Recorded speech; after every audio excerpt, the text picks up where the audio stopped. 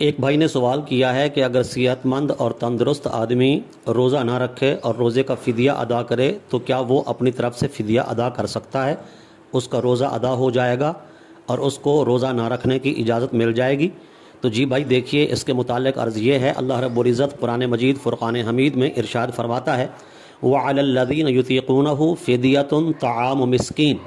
فدیہ ان لوگوں پر ہے جو روزہ رکھنے کی طاقت نہیں رکھتے، جن سے روزہ رکھنے کی طاقت سلب ہو جائے وہ فدیہ ادا کریں، اور یہ اس کے لیے ہے جو شیخ فانی ہو یا شیخ فانیہ ہو، یعنی بوڑھا مرد اور بوڑھی عورت جو ایسے سٹیج کو پہنچ جائیں کہ دوبارہ طاقت کا ملنا مشکل ہو، ان کی طاقتیں، ان کی قوتیں بحال نہ ہو سکیں، روز بروز کمزوری بڑھتی رہے، بڑھاپا بڑھتا رہے لیکن طاقت بحال نہ ہو سکے، ان کے لیے ہے کہ وہ روزہ نہ رکھیں، فدیہ ادا کریں۔ یا ایسا مریض، ایسا بیمار جو انتہائی لاغر ہو، کمزور ہو، اور اس کو ایسی لا علاج بیماری ہو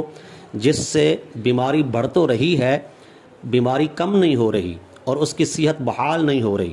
وہ بھی فدیہ دے سکتا ہے۔ صحت مند تندرست بندہ کیسے فدیہ دے گا؟ اس کی طرف سے اگر وہ فدیہ دے گا، فدیہ ادا بھی نہیں ہوگا، فدیہ قبول بھی نہیں کیا جائے گا، اس پر روزہ فرض ہے، وہ روزہ رکھے۔ لہذا فدیہ جو ہے وہ صحت مند لوگ ادا نہیں کر سکتے، صحت مند لوگ جو ہیں وہ روزہ رکھیں۔ آقا دو جہاں سرور کون و مکان صلی اللہ علیہ وسلم کے فرامین مبارکہ سے، اور اللہ رب العزت قرآن مجید فرقان حمید میں واضح طور پر ارشاد فرماتا ہے کہ صحت مند لوگوں پر روزہ فرض ہے، فرض عین ہے، رکن اسلام ہے، اسے بلا عذر شرعی چھوڑنے والا سخت ترین گناہ گار ہے، اللہ رسول کی ناراضگی کا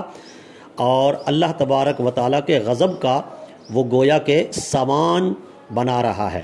اور وہ اپنے آپ کو جہنم کا، دوزخ کا ایندھن بنا رہا ہے۔ حکومت اسلامیہ ہو تو اس پر جو شرعی سزا بنتی ہے وہ شرعی سزا قائم کرے۔ لہذا جان بوجھ کر صحت مند تندرست آدمی جو ہے وہ روزہ بھی نہیں چھوڑ سکتا ہے،